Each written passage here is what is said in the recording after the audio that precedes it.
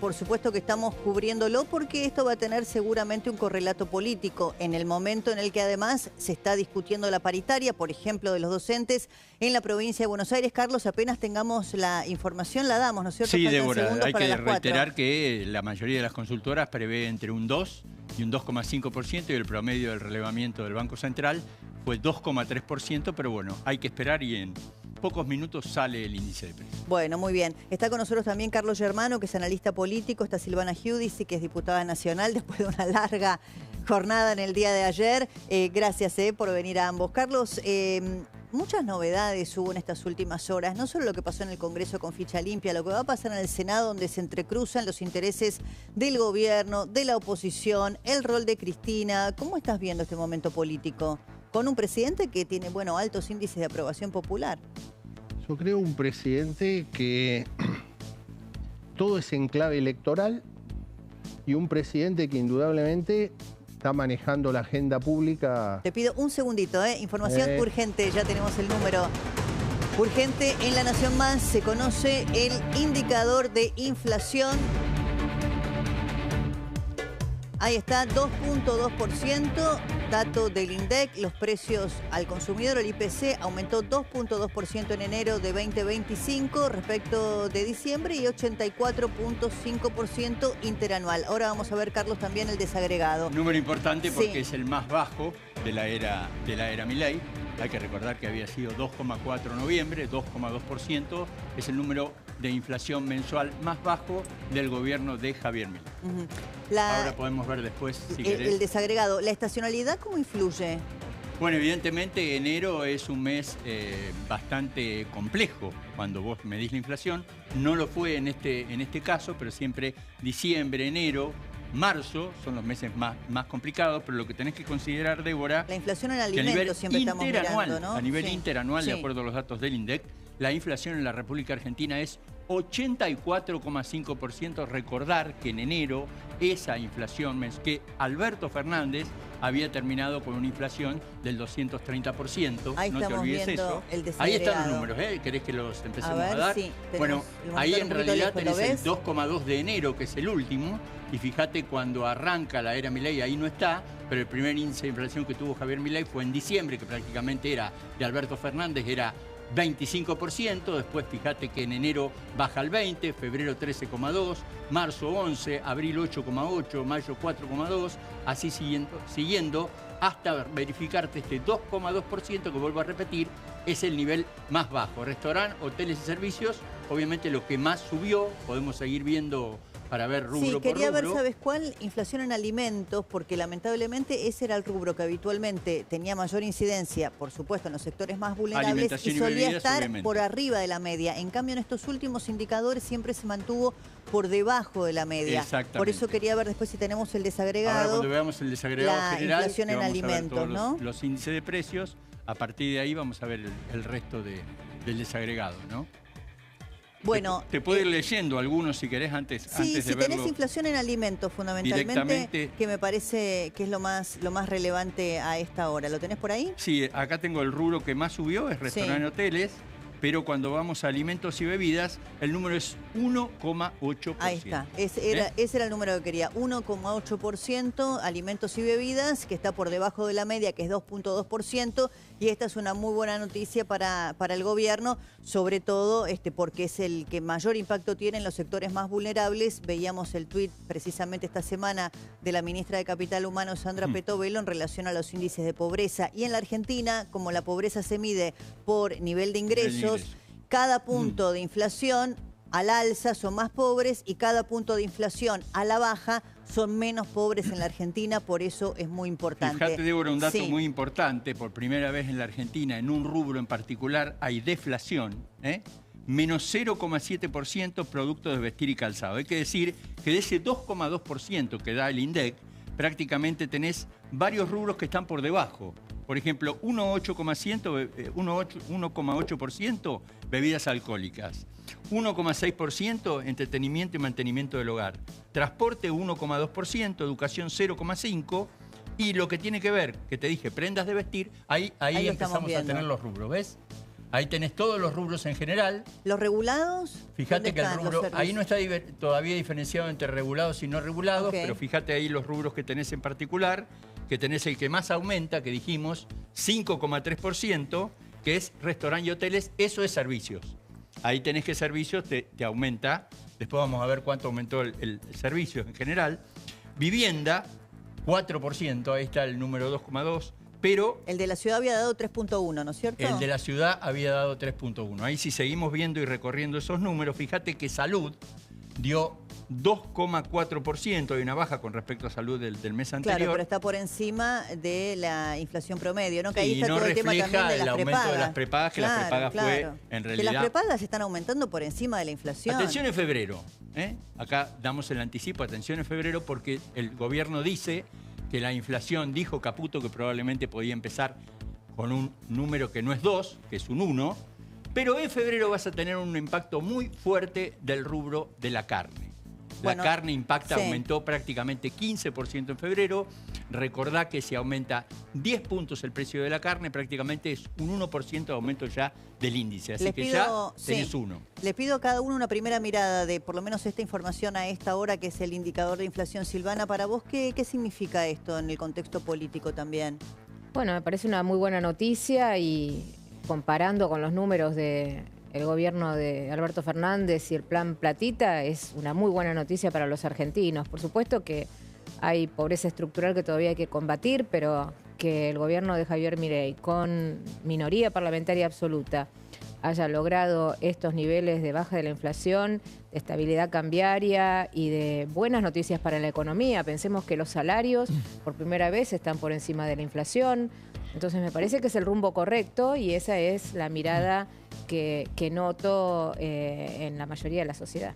Bueno, si quieren vamos a abrir la mesa, ¿no? Les pido opiniones a todos. Está Lucas Apolonio, que es abogado también con nosotros. Está también Agustín Monteverde, que es economista. Agustín, danos tu primera mirada como economista de esto que estamos viendo respecto de la inflación y bueno, y también el tema cambiario, que es un gran tema que se está discutiendo en la Argentina. Mira, veo que tan solo una décima de diferencia con lo que esperábamos nosotros, una décima más alto. Realmente creo que es halagüeño el número. Esto, si bien es cierto lo que recién señalaba Carlos, ¿no? de que el papel de la carne puede llegar a alterar en algo el número de febrero, realmente creo que febrero todo indicaría que tenemos que tener un número más bajo. Que va a seguir descendiendo. Sí, no me extrañé. La expectativa que tengo es que esté por debajo de 2. ¿Cómo lo ves vos, Lucas? Bueno, muchas gracias por la invitación. Buenas tardes. Por favor. Lo veo muy bien, realmente, más allá de que Javier Milei está cumpliendo con las expectativas, por lo menos para conmigo, que soy votante de él. La verdad que la gestión del Ministerio de Economía me parece muy buena. Creo que los argentinos votaron y trae un buen augurio. Sí, por supuesto, también me espero una inflación por debajo de 2, pero ya de por sí que tengamos una inflación que vaya en aras hacia la baja me parece muy importante para todo el pueblo argentino. Decime, vos como analista, ¿no? Carlos, ¿vamos a ir a votar con estos números en la cabeza los argentinos? O sea, ¿qué vamos a poner en nuestra mente cuando vayamos a elegir? Bueno, ¿cuál es el rumbo que quiero? ¿O qué le voy a demandar a quienes me están gobernando? ¿Que siga bajando la inflación? ¿Que la estabilidad cambiaria me permita tener cierta previsibilidad? ¿Con qué cabeza vamos a ir a votar? Yo creo que el reconocimiento hacia la gestión y hacia la figura de Javier Milei es esa. Digamos, la sociedad lo votó en su momento para bajar la inflación como un tema central. Veníamos de 2 gobiernos con fracaso absoluto. El presidente Macri habló de que era un tema menor la inflación y que era muy fácil bajarlo. Era fácil de resolver, sí, y lamentablemente no lo pudo resolver. hacer. Lo de Fernández, Cristina Kirchner y Sergio Massa creo que exponenció todo eso y Milei, digamos, trabajó activamente. Yo decía Carlos recién, creo que si no me equivoco, enero del año pasado estaba en 15 puntos, creo, 15 y algo. En realidad arrancaste, la era Milei empezó en diciembre, 25. 25%. 25, vos calculás que es 2,2 ahora. De 25,5 ¿no? y bajó a 2,7 Lo que el pasa de es que diciembre. muchas veces lo que nos pasa, me parece, a los ciudadanos, ese es el riesgo para los gobiernos, para todos los gobiernos, es que es cierto que cuando fuimos a votar le dimos 2 o 3 mandatos al gobierno que ganó. Uno, que baje la inflación; otro, el orden público, a lo que está sucediendo en las calles con el Ministerio de Seguridad Patricia Bullrich respecto de los piquetes, la seguridad ciudadana, pero después empiezan a aparecer demandas nuevas, porque ya nos olvidamos que empezamos este gobierno con 25%. Claro. Es realmente calcula demasiado. esto, Débora, calcula Débora, esto. Sí, Silvana. Perdón, Sí. que otro de los mandatos que recibió este gobierno, tanto la fórmula de Patricia Bullrich como de Javier Milei, cuando hicieron su campaña, la hacían también en contra de la corrupción, y también esa agenda se va cumpliendo, ¿no? Porque Sí, lo de ayer boleta de única y ficha limpia es algo. No, yo creo, y parte, me parece que en este dominio de agenda pública, Débora, pensá lo que fue enero del año pasado, Sí. que A ver si en, me acuerdo, en el enero del Parlamento, pasado. en el Parlamento Nacional. ¿Qué estaba pasando? en La ley enero? base. Ley Ah, base. ley base. Pero fundamentalmente, no en el caso de la diputada, pero el análisis general hablaba de la inexperiencia. Primero sí, que no iba a tener gobernabilidad, que con 37 presidente diputados de la no iba a poder. Cámara, que yo creo que Martín es de los Menem, políticos sí. que más creció este año. Digo, todo esto está jugando a favor y en una disgregación muy fuerte de la oposición. Bueno, Tenés también otra- en eso- Ahora, en sí, materia de pero- inflación, Espera que Lucas quería decir algo, sí. Te agrego con el tema de la inexperiencia, que el cambio de paradigma de que los argentinos pensábamos o tendíamos a pensar de que la experiencia era el kirchnerismo y claramente ayer, kirchnerismo, izquierda, etcétera, demuestran que tanto critican la forma del presidente, y si la experiencia son las formas que mostraron ayer, bueno, la verdad no queremos esa experiencia, ¿no? No, pero yo lo que digo es que gobierno minoritario, digamos, el hecho de manejar la agenda pública, de poner a toda la oposición, porque fíjate lo que está pasando en la ciudad de Buenos Aires. Hoy el PRO en la ciudad de Buenos Aires está tercero. Claro. Bueno, ¿Está? espere que Bueno, no se pero me a ver, ofenda, pero digo, que tenemos no, si una puedo hacer representante. pero un aporte quiero lo desde- que No sabemos todavía, Un falta. aporte desde Exacto, lo que está- diputada, No, tengo que escucharlo desde acá. lo que está pasando en el Parlamento es cierto. La verdad es que cuando arrancamos con la ley base, es una ley que era muy ambiciosa. Por primera vez en el Parlamento se trataba una ley de 600 artículos, con un gobierno absolutamente, un espacio político como la Libertad Avanza absolutamente en minoría, y allí se dio esta dinámica de acompañamiento del PRO. Es decir, nosotros no queremos decir somos digamos, protagonistas también No, pero de sin esta... ese bloque de diputados Pero sin nuestro hubiera sido bloque, imposible. exactamente. Entonces yo coincido, Martín Menem hizo un enorme trabajo, lo viene haciendo muy bien, pero también los jefes de bloque como Cristian Ritondo, como, bueno, en este caso en ficha limpia, Karina Banfi, como Silvia Loperato, incluso también. Silvia. Sí, no cabe duda, es un tema matemático, ya no siquiera de análisis político. O sea, el gobierno de Milei, llegando con 37 diputados y 7 senadores, necesitaba Pero fue muy indefectiblemente inteligente, el fue apoyo muy del PRO. inteligente, a pesar de, como dice aquí Lucas, a pesar de las formas y de que uno dice, bueno, esto es muy disruptivo, y la gente le termina diciendo, pero hay diálogo político, no quieren dialogar. A pesar de eso, fue muy exitosa la estrategia de acuerdos y de diálogo que se dio también en gran parte porque el PRO está apuntalando ese proceso y acompañando tanto en las comisiones, los plenarios, como en la conformación de la sesión, la posibilidad de que pase algo muy interesante. Ayer no solo pero el aparte kirchnerismo generaron perdió. gobernabilidad, Sí, diputada. no solo, y bueno, además Patricia, Creo Toto que eso fue Caputo, fundamental. el propio Sturzenegger venían de... ¿Pero qué decías? ¿Que no solo el No, te kirchnerismo decía que perdió? no solo fue una derrota contundente en términos de los números, porque tuvimos 144 números, 154 votos, sino que también les cortamos un nuevo intento, que yo creo que era como me parecía muy similar a lo de la reforma previsional. ¿Recuerdan en el 2017? Las toneladas Ese de intento piedra. de golpe de Estado afuera del recinto hizo que cambiara la historia de Cambiemos durante los siguientes 2 años. Y ayer podía haber sido un día de esos. Bueno, mira, me hiciste acordar de algo y se los quiero compartir, porque ayer hubo muchos episodios. Uno fue el momento en el que Germán Martínez lo va a increpar a Martín Menem, pero está muy bien lo que planteas, porque yo lo pensé del mismo modo. Digo, este es un modus operandi. Porque si nos acordamos de la sesión durante el gobierno de Macri, la famosa sesión de la reforma jubilatoria, fíjense, tenemos las dos imágenes para entender qué es el modus operandi del kirchnerismo, ir a pudrirla. Pongamos lo que pasaba ayer con Germán Martínez y Martín Menem y pongámoslo. Déjalo con el audio ambiente y déjanos abiertos. Ficha limpia. Todas las personas que tienen el doble conforme por cualquier delito penal no tiene que estar en las listas. Queda abierta la sesión. Le quieren hacer caer la sesión. La monada está excitada. Deje 15 minutos, que hagan sus monerías y después la gente seria de este recinto que queremos ficha limpia, votemos. Estamos asistiendo a un lastimoso intento de pudrir esta sesión. No me quite la palabra, el recinto, diputado. No me quite Tiene la palabra la diputada Litza, entonces. No me quite la palabra. Deme la palabra, por favor. En donde quiera. Dame la palabra. Hay que ser claro, esta ley tiene nombre y apellido, es para...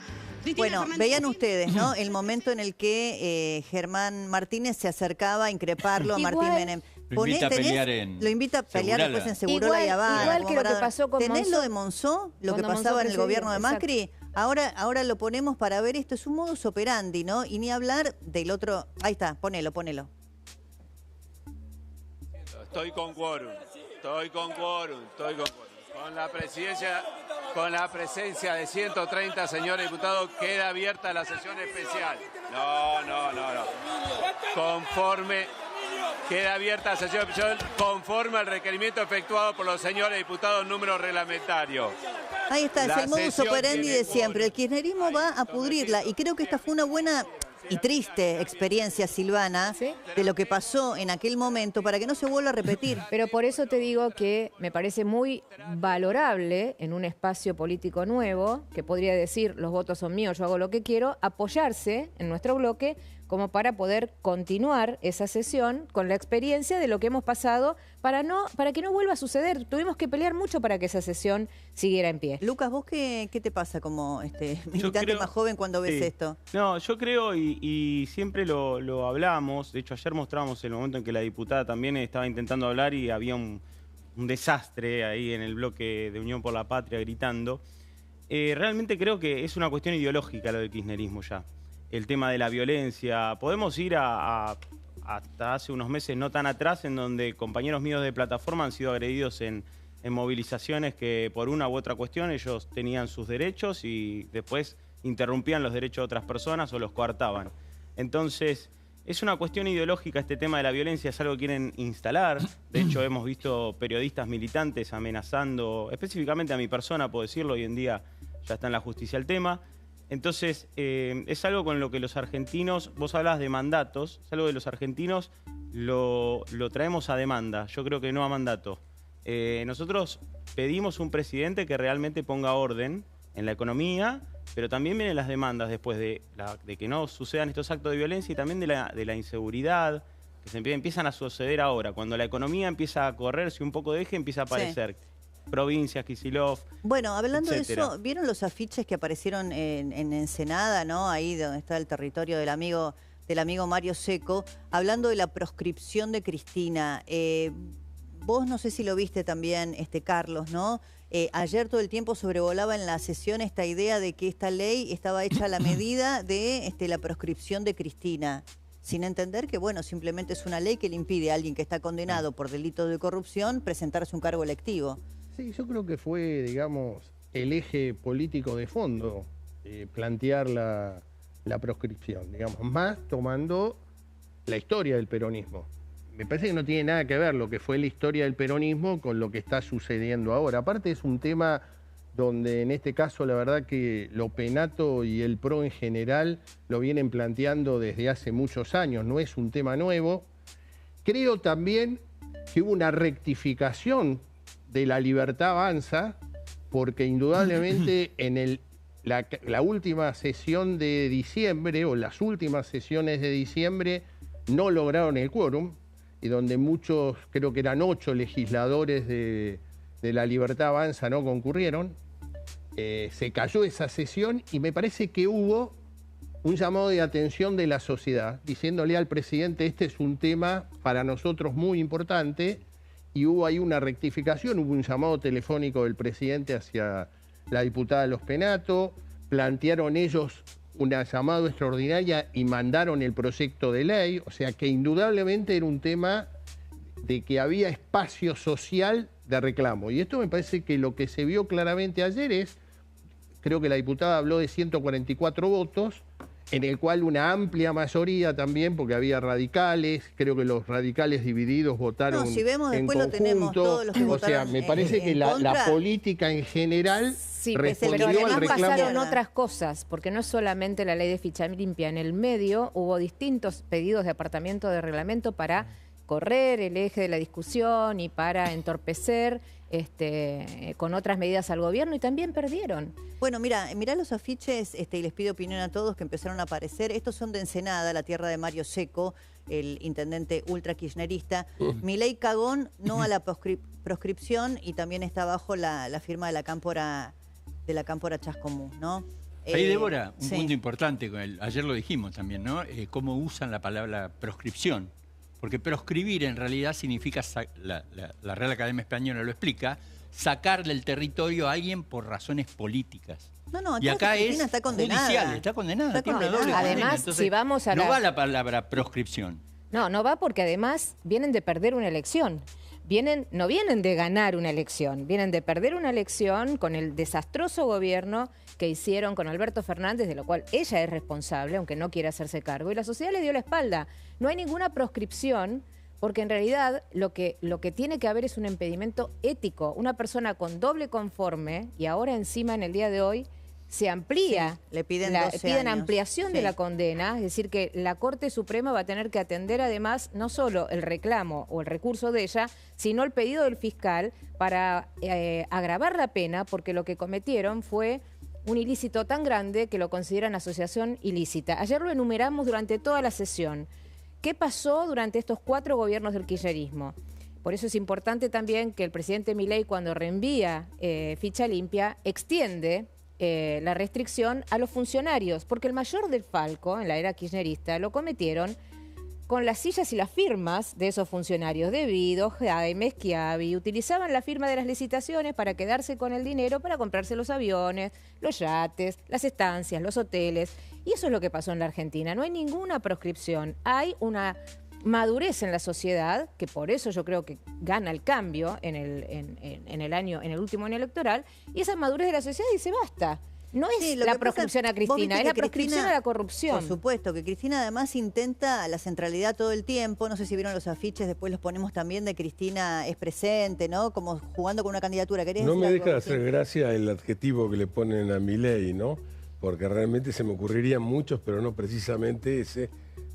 Al mismo hombre que no tuvo problema de cargarse el gasto estatal, de llevarse por delante las regulaciones que significan cotos de casa para empresarios de todo calibre, sindicatos, terminar etcétera, con los gerentes de la pobreza. Para acabar con los gerentes de la pobreza, para poner orden en las calles, para plantar bandera en Davos, por más que no le guste al mundo entero, pero plantar su bandera. O sea, lo que realmente vos decís me hace que bastante gracia el adjetivo. No quiero reproducirlo por la vulgaridad, pero bueno, decía Milei cagón, ¿no? Que precisamente no aplica. Podrías decirle cualquier cosa menos cualquier eso. otra cosa. Yo diría que, una muy buena parte de la sociedad, por lo menos de lo que uno habla, ciego, que rescata, lo tratan de loco. Bueno, si eso es ser loco, más locos como por favor. Por eso. No, pero además, loco, cagón, los términos de proscripción, fascista, cuando los verdaderos fascistas y los que cometen actos de fascismo son precisamente los kirchneristas y la izquierda en las calles, en las movilizaciones. Pero el fascismo es un eufemismo, un lugar común para ellos. Pero ellos utilizan palabras debido al adoctrinamiento durante muchísimo tiempo, eso lo sabemos todos. Igual te digo, si vos tomás, yo creo que la última declaración del presidente te habla un poco lo que estamos hablando acá. El presidente dijo, tomo las curvas y acelero, y el que está adelante me lo llevo puesto. Eso. Sí. Débora, si me querés, no encaja con el adjetivo. Te quiero decir algo del tema de inflación que es muy importante, que es lo siguiente. Cuando fuimos a las PASO, estaba por salir el índice de julio. El índice de julio, cuando fuimos a las PASO, era 6,8% mensual. Vos mirá, este índice de precios es 2,2. O sea, nosotros cuando fuimos a las PASO del 2023, que las ganó Javier Milei, la inflación mensual era 3 veces la inflación que es ahora. Bueno, y no sabemos cuál será cuando vayamos a las PASO. Y ya le que trae este eso año, a colación, ¿no? Carlos, yo recuerdo que en esos meses, aquí en este mismo estudio, me hablaban de economistas muy conocidos que hablaban de que no podía bajar de 8%, y cuando ya era el 6,6%, bueno, no va a bajar de 6%. Un economista sumamente respetado por cualquiera que está en esta profesión. Quedaron en offside, sí, lo que se decía habitualmente para ustedes o para vos que sos economista profesional es que bajarla del 25 al 4, bueno, claro, era fácil, pero que después iba a entrar en una meseta como de la cual régimen, no, claro, que no se iba a poder. Mira, le pongo nombre y apellido porque en su momento lo dijo públicamente. Domingo Cavallo dijo que difícilmente bajara del 6. Sí. Bueno, yo lo atendí especialmente porque realmente tengo un gran respeto por Cavallo. Y francamente no daba en ese momento argumentos que pudieran llevarme a mí a cambiar de opinión. Por eso seguí sosteniendo, tanto más cuando se hace el anuncio de que se cerraba la última canilla de emisión, de que la inflación estaba condenada a bajar. Bueno, aparte, perdón, no hay duda de que es un fenómeno monetario, sí, ¿no? Bueno, pero porque vos hablabas de las canillas de emisión, sí, ¿no? Pero fíjate un punto importante, déjame decir, un punto importante que tiene que ver con la inflación, es que enero es el primer mes donde el crawl o la variación de la devaluación mensual baja de 2 a 1. Entonces te demuestra que cuando vos vas bajando el ritmo de devaluación mensual, la inflación también puede bajar, que tiene que ver con todo el paquete que lanzó Javier Milei en julio del año pasado cuando decía, estoy cerrando la tercera canilla, que es no emitir más pesos para comprar dólares. Sí, ¿querías agregar algo, Silvana? Sí, creo que es una cuestión de expectativa. No es solamente, respeto por supuesto la opinión de los economistas y del ministro y del presidente, que son los que están tomando estas medidas para demostrar que es posible cambiar la Argentina, pero creo que es una cuestión de confianza en la sociedad, porque en esa elección, cuando la inflación era el triple que esto, la gente tenía una visión muy pesimista, sentía, bueno, van a seguir robando y va a seguir emitiendo a más no poder porque están haciendo clientelismo con los recursos de todos los argentinos y sobre todo con los impuestos que pagamos los demás. Ahora esa ecuación se cortó. Está claro que el ajuste y la baja del déficit y el achicar todas estas áreas del gobierno, que miren, cuando cerraban en su momento el INADI, cuando cerraron algunas dependencias, decían, ¡qué barbaridad! ¿Cómo van a hacer esto? ¿Se afectó algún derecho por haber cerrado esos organismos? No. Y se cambió la cultura. Y ahora, si ustedes, lo último te digo, ayer el discurso más grave, además de que se escucharon barbaridades, el discurso más grave fue el último, el del jefe de bloque de Unión por la Patria, que nos dijo a todos, muy bien, ahora con esta ley, todos los que laven dinero, todos los que cometan delito, todos los que tengan alguna vinculación con el narco no van a poder ser candidatos. Menos mal. Y le dijimos, menos mal. Bueno, fíjate. Y por eso está esta ley. Van a perder grande de negocio, me parece. Sí, me dan el pie justo, porque fíjense quiénes votaron en contra de la ficha limpia, ¿no? Para no hacerlo tan largo, hay un trabajo que hizo La Nación que está muy bueno sobre cada uno, pero si vamos bajando, están todos, si ustedes los van viendo, son todos de Unión por la Patria, y referente de la izquierda, que como habitualmente hacen, son funcionales a Unión por la Patria, que todos juntitos votaron de qué lado estaban, que es el de los corruptos. O sea, porque no hay mucho, para mí no hay sutilezas ni segundas lecturas. Acá era votar a favor de que se pueda robar en la Argentina y que no pase nada, o que la política depure a los corruptos de las boletas electorales. No sé cuál es. Bueno, incluso ahí escuchábamos, a Vanina Biasi, a Sarracho, a muchos dirigentes decir, esta ley tiene nombre y apellido, Cristina Kirchner. La verdad que no tiene nombre y apellido, no, claro, porque es un proyecto precisamente de los penatos previo a que Cristina siquiera estuviera procesada. De hecho, quiero remarcar que cuando fue la presentación de ficha limpia anterior, muchos se llenaban la boca e intentaron instalar el relato de que Javier Milei tenía un pacto con el kirchnerismo. Ese kirchnerismo que votó en contra.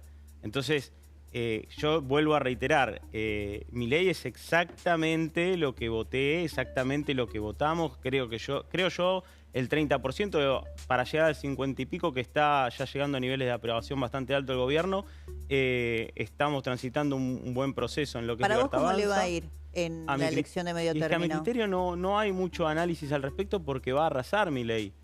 porque es una cuestión de principio de revelación. Lo que ha pasado ayer es un hito histórico. Yo no lo pongo en términos de principio de revelación, sino de un fin de ciclo en la Argentina. El presidente tiene un valor muy grande. Hizo 3 cosas que ningún político en su primera etapa o en su crecimiento de esa luna de miel con la sociedad hace. Sacó boleta única, cosa que no necesariamente le conviene a los oficialismos. Propone suspender las PASO, que también el que está en el poder siempre usa las PASO para poder disciplinar, propuso sacarla y ahora hace votar a su bloque y aparte agrava o extiende el proyecto que teníamos en el PRO para que se termine la corrupción en el Estado. Son 3 señales que para mí marcan un fin de ciclo. Básicamente lo que hay es un conductor, ¿no? O sea, hablabas antes de que es una cuestión de expectativas, no solamente de expectativas, por cierto, pero no hay dudas que influyen.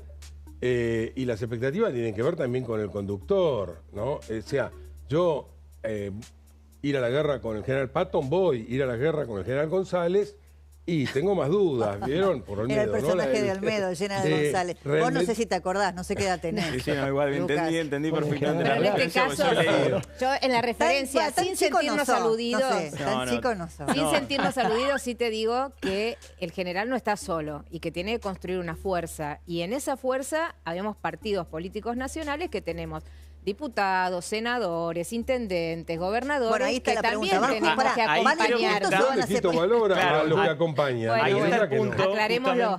Donde creo yo que tenemos que ver, porque yo creo que hay funcionarios, por ejemplo, Patricia Bullrich, Caputo, Sturzenegger, que cuando cambia el general o cambia la cabeza funcionaron muchísimo mejor. Me parece que también es otra ideología, otro momento en la historia argentina. Yo lo que creo también que es un momento muy especial, y en eso coincido, que hay una conducción política férrea. Porque si vos lees el viernes, los dos analistas económicos de los 2 diarios más importantes, estabas viviendo en una Argentina diferente. ¿En qué aspecto? ¿En el aspecto cambiario? Decís vos fundamentalmente en esa discusión. En el aspecto del dólar atrasado. Sí. Y la posibilidad más cercana o muy lejana del acuerdo con el Fondo Monetario Internacional. Y la discusión por la devaluación y el club de los devaluadores. Este es el tema que se está tratando y ahí yo contextualizo lo que le pasó a Domingo Cavallo o la expulsión a Sonia Cavallo. O sea, la expulsión a Sonia Cavallo fue lo que Cavallo nunca podía imaginar. Y pasó. Le pidió la renuncia. Y yo te diría que esta chica es más mileísta que cabalista. No, por eso ahí no. Digo, pero lo que. Pero debería entonces haber salido. Perdón, déjame terminar porque si no. Digo, lo que quiero decir es que el tinte electoral está en todo esto y el tema Cavallo, simbólicamente lo estoy hablando, porque fue un ministro de Economía muy importante en 2 periodos históricos que tuvo la Argentina y en el cual Domingo Cavallo, el hecho de plantear lo que estaba planteando, que es la pelea que está dando hoy el gobierno, vos ves las declaraciones de Cavallo o la del ministro de Economía, este es el tema político que se está dando. Puedo contestar ahí con poca información. Cavallo interviene en un momento crítico, donde vos estás negociando con el Fondo Monetario Internacional. Bueno, por eso ahí les pregunto. Lo menos que podés decir que te acompañe. Les pregunto para los técnicos de la economía y también los que tienen opinión política. Acá hay 2 escenarios posibles. Uno puede ser la discusión técnica, que es válida, entre economistas que pueden pensar distinto, pueden tener distintas miradas, distintas ideas, distintas escuelas, distinta formación. Y otra cosa son las intencionalidades, conspiraciones, llamarlos como quiera, que tienen interés en las opiniones. Eso es lo que me parece que hay que discriminar. Yo no lo voy a pegar a Cavallo a esto. Lo que sí es cierto, creo que todos lo conocen. No es que hay un club, hay una gran asociación de devaluadores. ¿A quiénes le conviene la devaluación en la Argentina? A ver, casi todo el empresariado que se ha creado en las últimas décadas se creó a la sombra de protecciones de todo tipo y lugar. Las cosas que uno viene a descubrir ahora, de que para importar tornillos tiene que estar de inspector el fabricante de tornillos local, es una cosa que no tiene parangón. Y así podemos seguir. Para importar escobillas para limpieza de parabrisas, sí. Hay que pagar una serie de inspecciones que hace el CHAS, ¿no? El Departamento del Instituto de Tecnología Industrial. Ahora, Agustín, dedicado a eso. Y no solamente eso, sino que pagar 2 inspectores que vayan a parar a Audi para que verifique si Audi hace bien las escobillas. Por eso el rol de Sturzenegger es muy importante. Más allá de eso, Débora, lo que hay que decir es que acá hay un tema conceptual. O sea, Cavallo le está diciendo a Milei, vos en realidad tenés que devaluar, porque si vos devaluás, después vas a acumular más reservas internacionales, y Milei le dice, no, yo no voy a devaluar. Pues yo devalúo, destruyo el salario, vuelvo a hacer lo mismo que hicieron todos, yo voy a seguir bajando el gasto. Y además es un componente inflacionario. Yo voy a seguir bajando el gasto. No, y otro tema importante. La receta es simple, devaluar es que la paguemos todos. No, devaluar es es generar ingobernabilidad. Pero el punto importante. Desde el punto de vista político, yo te diría que es una situación, entraría en un proceso de gobernabilidad muy peligroso. Pero déjame decir algo, que vuelvo al número de inflación. Cuando vemos la inflación de ese 2,2, esa inflación del 2,2 vos la podés llegar a ver, ¿saben cuándo? En el 2020, en la pandemia. En junio del 2020, cuando los argentinos no gastábamos nada, ¿te acordás? A junio de 2020. Junio el más bajo desde junio de 2020. Más bajo desde junio del 2020. En contexto pandemia, todos encerrados, sin consumir. Y no te olvides que en la pandemia fue la inflación más baja anual de Alberto Fernández, que fue 36%, porque nadie consumía nada. Claro. Sí, ¿querías agregar algo? Sí, ahí coincido con Agustín. Yo creo que cuando vos tenés una crítica para hacer sobre un plan económico en una situación de tanta vulnerabilidad de la Argentina, podés hacerlo puertas adentro. Además, cuando tenías una relación con el presidente y tenías a un familiar, digamos, impulsado por Domingo Cavallo en la OEA. Miren, yo conozco mucho el tema de la OEA, una gran embajadora en la OEA fue Paula Bertolo en su momento, y Sonia Cavallo la verdad que llegó para aprender, porque del tema no tenía un conocimiento. Entonces, yo no avalo no tener un poquito de tolerancia al disenso, porque el presidente debe entender que siempre va a ser sujeto de críticas. Y sobre todo que acá era el padre. Entonces ahora, en este caso, cuando, como dice Agustín, se va a un ámbito internacional, se presiona a la Argentina porque se teme que el plan económico no está bien cimentado, es algo que ya no compromete al presidente, sino a la Argentina. País. ¿Vos cómo lo ves esto del Club de los Devaluadores? No, justamente, claro, quería hacer la nota de color, que la opinión de Cavallo quizás puertas para adentro con el presidente Milei, si es que tenían buena relación o no, porque no desconozco. Creo que fue en un momento desafortunado y que le pudo haber generado muchísimo daño a los argentinos, va más allá de la persona de Javier Milei. Con lo cual, ahí es donde entiendo yo que el presidente se enoja bastante, porque no solamente está tocando algún interés o no que tenía Cavallo en hacer su análisis, sino que justamente el rumbo de país al cual quiere llevar el presidente. Además, a través de la economía por la Escuela Austriaca de Economía. La cuestión de fondo, el tipo de cambio real multilateral, es decir, tipo de cambio real porque está despejado el tema de la inflación. Multilateral porque es en relación a los 12 principales socios comerciales, es similar al de principio del año 97.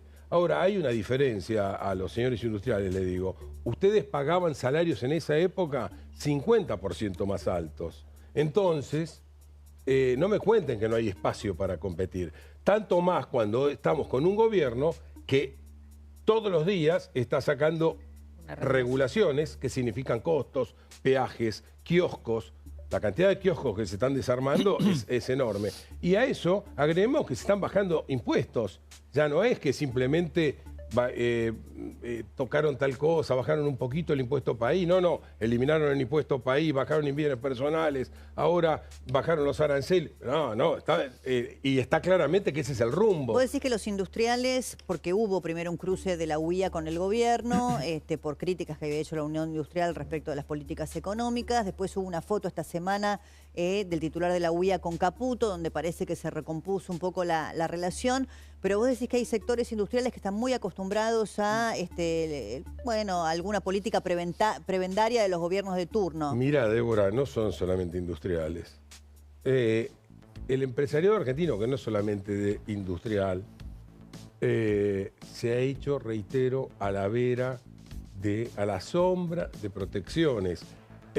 Y no solamente el empresariado, detrás de eso sindicatos, movimientos sociales, todos han comido de la misma burocracia. bolsa, en la cual la que ponen son 47 millones de argentinos. Y nosotros todavía nos piden que aplaudamos.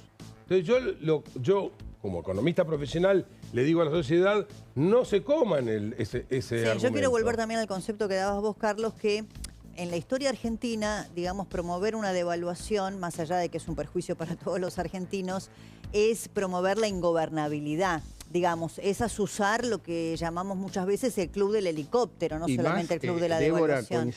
no sé si coincidimos en un gobierno que institucionalmente es un gobierno minoritario.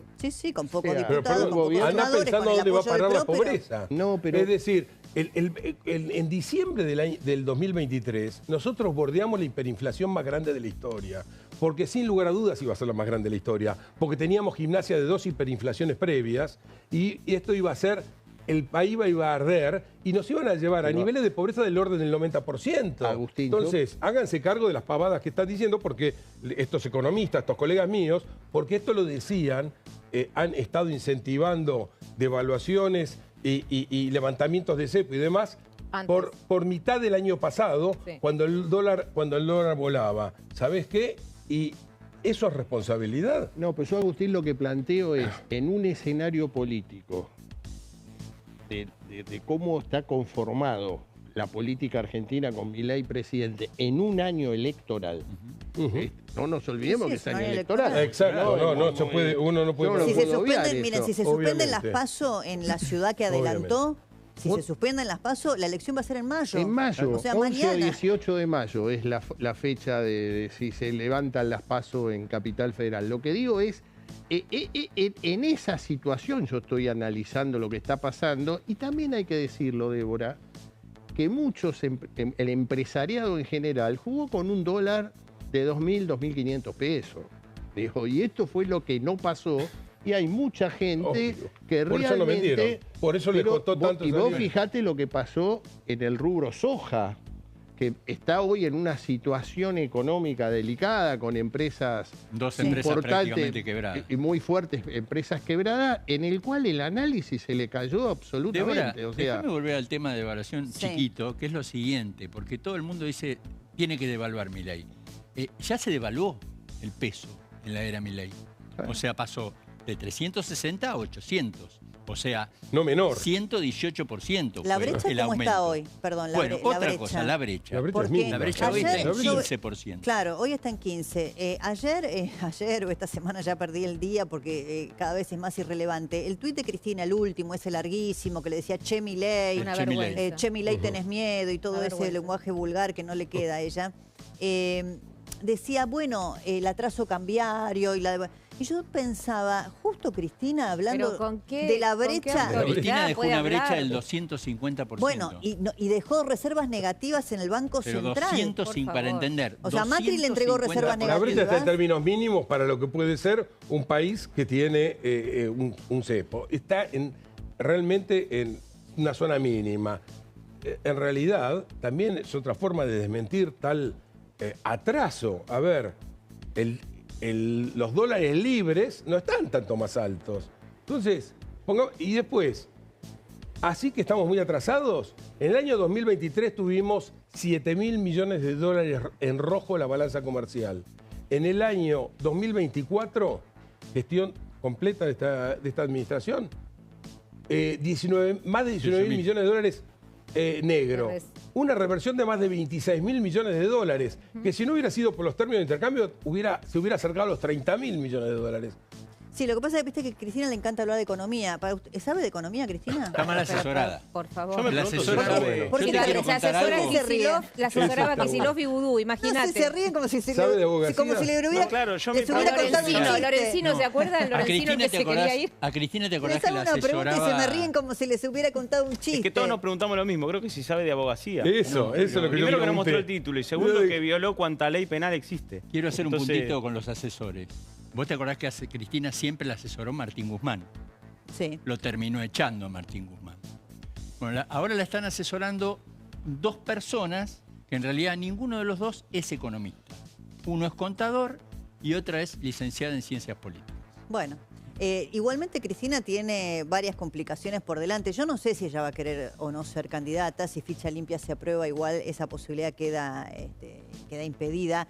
Pero tiene novedades judiciales todas muy negativas. Ya hoy estaba leyendo esta idea de el fiscal de pedir los 12 años por la asociación ilícita, algo que no ocurrió porque hubo disidencia, digamos, en la Cámara de Casación. Y quedó en 6 años, pero lo que están pidiendo